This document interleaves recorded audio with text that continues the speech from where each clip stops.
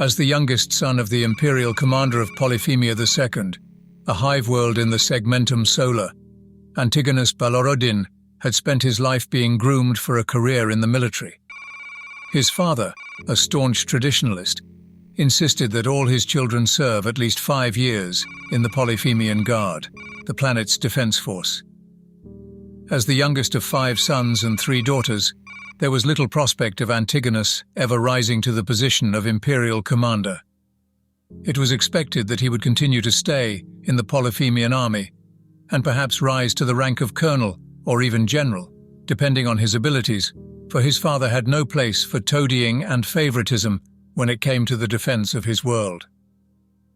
When Antigonous was in his 2nd year as a lieutenant in the Polyphemian 1st Division, a Departamento Munitorum tithing fleet arrived at Polyphemia, much to the surprise of the imperial commander and his aides. Orcs had invaded Daceman, an agri-world some 120 light-years away, and Polyphemia was required to provide 400,000 soldiers for the army being assembled for the reconquest. Ever one to stick to his principles, the imperial commander sent his best equipped and trained troops, the 1st, 2nd and 3rd Divisions.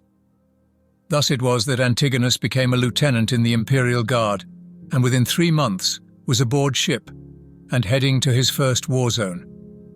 The Polyphemians were amongst the first to arrive at Daceman, and were dropped onto a world that was 3/4 overrun with orcs. Their mission was to establish a fortified landing site, from which attacks could be launched against the Greenskins, and into which new regiments arriving from other tithed worlds could be landed. The initial assault was a complete disaster. Poor intelligence led to the majority of the drop being made onto unstable lava beds, and tens of thousands died as the dropships crashed through the fragile surface, or were destroyed by eruptions caused by the impact of hundreds of monolithic dropcraft. To make matters worse, what was thought to be an uninhabited wasteland was in fact densely populated by numerous large creatures that lived within tunnels inside the vitrified lava flows.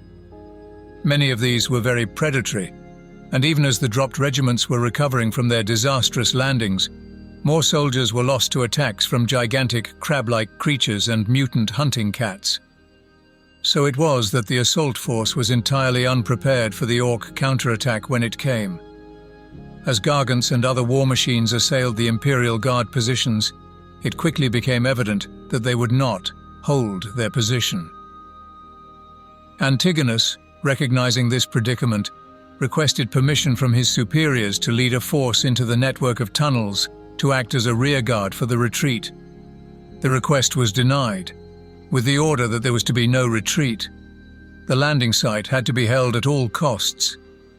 3 more regiments were inbound towards the planet, having just made warpfall, and if the landing zone could be held for 2 weeks, they would arrive to reinforce it.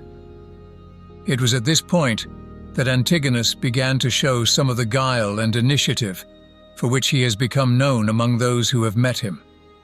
Within 5 days, the planetary enclave was untenable, and Antigonous suggested to his superiors that they would be better off relocating their command headquarters to the tunnels, where they would be safer from the Gargant bombardments and attack runs by orc aircraft.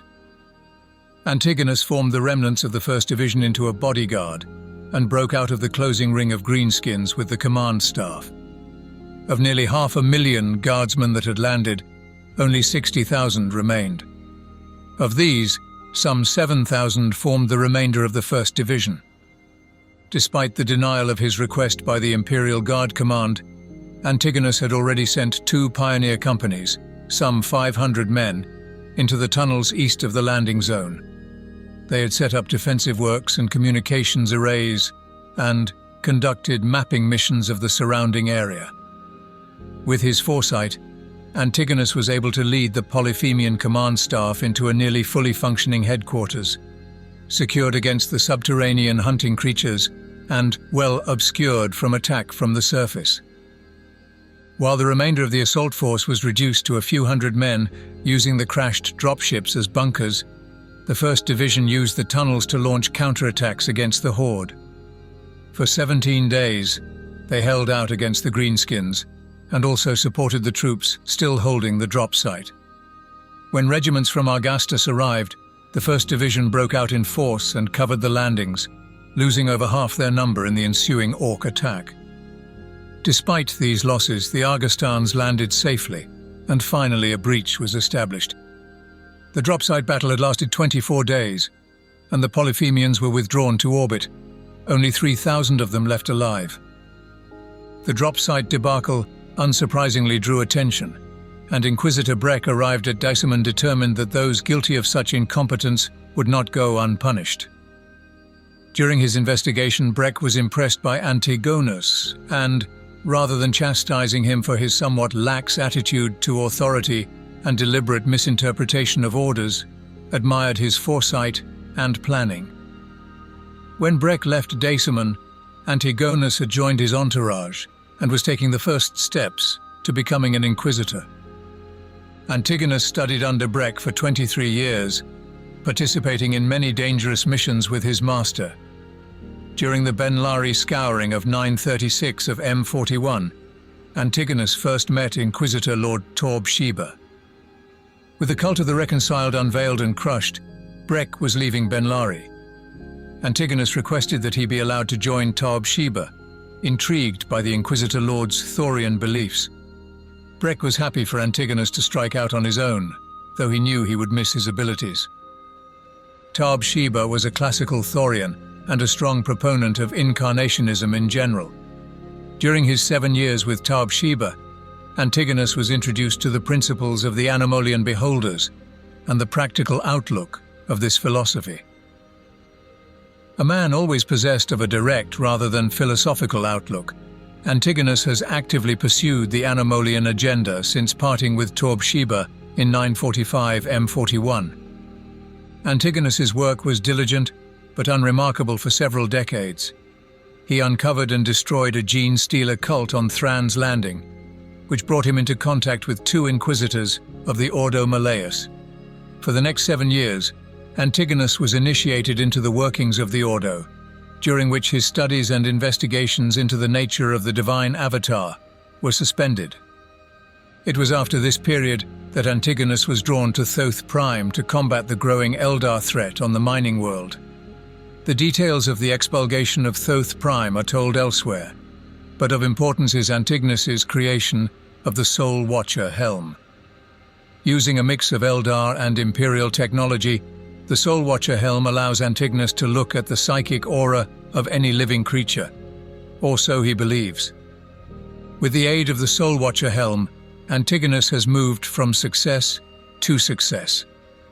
Able to look into the souls of those he speaks to, he can detect lies and half-truths with unerring accuracy and discern motive and emotion. He's become expert at rooting out the truth and, in particular, for uncovering cults and plots long before they would normally come to the attention of the Inquisition. He can also spot psychers and latent psychers at a glance, and has on occasion worked closely with the black ships of the Inquisition. To Antigonous, the Soul Watcher helm allows him to see the purity of others. The helm has not come without a price, though. It has divorced Antigonous from humanity, reducing men, women, and children to little more than flickering, weak soul fires. He increasingly views things as abstract, intellectual problems, removed from suffering and consequences.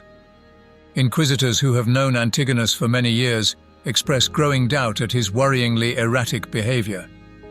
He has, it is claimed by some, an aversion to mirrors, borne out by his inability to look at himself. He has become quick to judge, relying more and more on the Soul Watcher helm and less on the traditional methods of the Inquisition. This has brought into doubt the veracity of some of his investigations, although to date there is no hard evidence that Antigonous has made any errors or proceeded without cause. Most of all, the Soul Watcher helm has earned Antigonous the enmity of the Eldar. Several times, his actions have been dogged by an Eldar ranger intent on reclaiming the Soul Watcher helm. This individual is believed to have met Antigonous during his mission on Thoth Prime, and has tracked him on and off ever since. This has become particularly problematic on occasion, as evidenced during Antigonus's explorations of the alien ruins on Prisbilla Contempta. Though believed deserted, the megalithic structures of the world harbored an unknown peril in the form of a small cadre of Eldar warriors who had somehow tracked Antigonous to the dead planet. The small Adeptus Mechanicus team that accompanied him was attacked several times, as was the Inquisitor himself, and eventually they were forced to abandon the ruins.